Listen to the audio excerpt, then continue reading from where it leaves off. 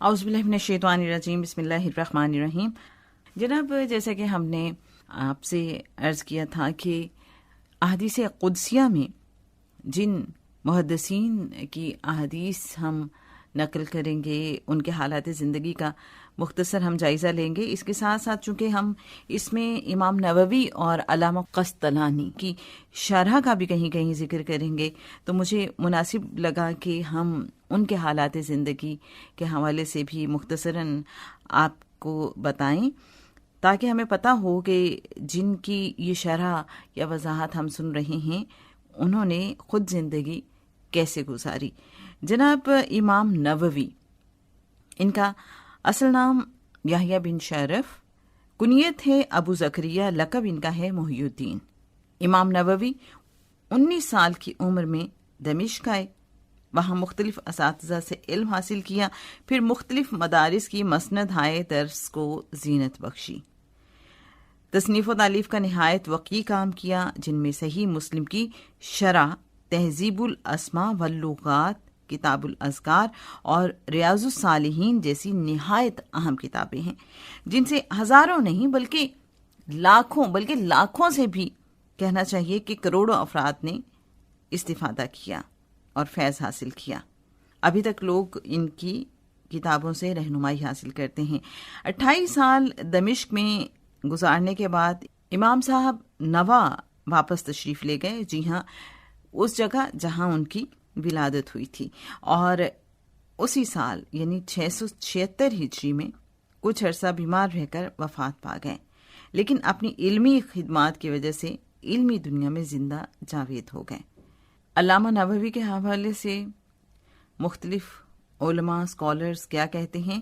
شیخ یاسین یوسف مراکشی رحمۃ اللہ علیہ فرماتے ہیں کہ میں نے پہلی مرتبہ یحییٰ بن شرف نووی کو اس وقت دیکھا جب وہ تقریباً 10 برس کے تھے۔ بچے انہیں اپنے ساتھ کھیلنے کے لیے بلا رہے تھے، لیکن وہ کھیلنے کو تیار نہ تھے۔ جب بچوں نے زبردستی کی تو وہ روتے ہوئے قرآن پڑھنے لگے۔ میں نے یہ حالت دیکھی تو ان کے استاد سے ملاقات کی اور کہا، اس بچے پر خصوصی توجہ دیجیے، امید ہے کہ یہ اپنے زمانے کا سب سے بڑا عالم اور زاہد بنے گا، لوگ اس سے فیض یاب ہوں گے۔ یہ سن کر ان کے استاد نے کہا، کیا تم نجومی ہو؟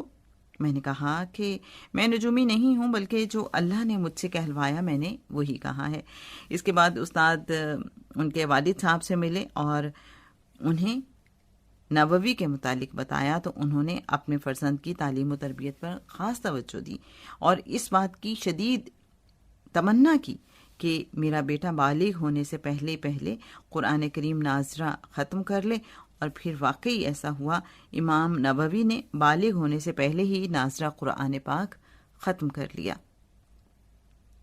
جناب، اس کے علاوہ کچھ اور علماء کرام کے تعریفی کلمات امام نووی کے بارے میں کچھ یوں ہیں کہ امام ذہبی فرماتے ہیں، امام نووی کا علم سے لگاؤ اور انہماک ضرب المثل بن گیا تھا۔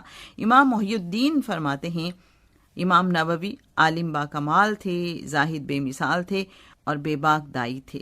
علامہ رشید الدین حنفی فرماتے ہیں، جب میں نے امام نووی کو دیکھا کہ دنیاوی آسائشوں سے بالکل دور رہتے اور انتہائی سخت مجاہدات کرتے ہیں، تو میں نے ان سے کہا، مجھے خوف ہے کہ کہیں آپ ایسی بیماری میں مبتلا نہ ہو جائیں جو آپ کو دینی خدمات سے روک دے۔ امام نووی نے فرمایا، فلاں شخص نے اللہ کی اتنی عبادت کی کہ اس کی ہڈیاں خشک ہو گئیں۔ یہ سن کر میں سمجھ گیا کہ امام نووی کو ہماری دنیا سے کوئی غرض نہیں، انہیں ان کے حال پر چھوڑ دینا چاہیے۔ شیخ محمد بن صالح فرماتے ہیں، امام نووی اصحاب شافعی میں سے ایسے پائے کے امام ہیں کہ جن کے اقوال معتبر ہیں اور شافعیہ میں سے سب سے زیادہ تالیف کی حرص رکھنے والے ہیں۔ شیخ ولی الدین ابو الحسن فرماتے ہیں کہ میں نقرس یعنی پاؤں کے جوڑوں میں درد کے مرض میں مبتلا ہوا۔ امام نووی میری عیادت کے لیے تشریف لائے اور صبر کی تلقین کرنے لگے۔ جیسے جیسے وہ صبر کے متعلق بیان فرما رہے تھے، میرا مرض دور ہو رہا تھا، یہاں تک کہ درد بالکل ختم ہو گیا۔ میں سمجھ گیا کہ یہ امام نووی کی برکت سے ہوا ہے۔ جی محترم ناظرین، محترم سامعین، آپ نے دیکھا اللہ والے ایسے بھی ہوتے ہیں کہ وہ صرف صبر کی تلقین کر رہے ہیں اور بندے کو صبر آتا جا رہا ہے۔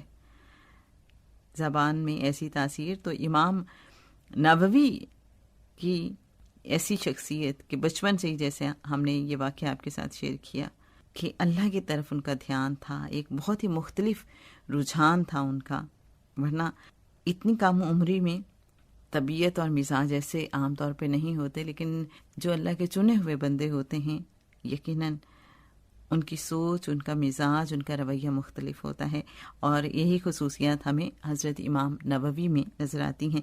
اب کچھ مختصر سا ہم جائزہ لیتے ہیں علامہ قسطلانی کی حیات مبارکہ کا، چونکہ ان کی شرح بھی کہیں کہیں ہم بیان کریں گے احادیث کو سمجھنے میں، جہاں ہمیں لگا کہ وضاحت کی ضرورت ہے۔ تو امام قسطلانی 20 جنوری 1447 عیسوی میں پیدا ہوئے اور 27 فروری 1517 عیسوی میں ان کی وفات ہوئی۔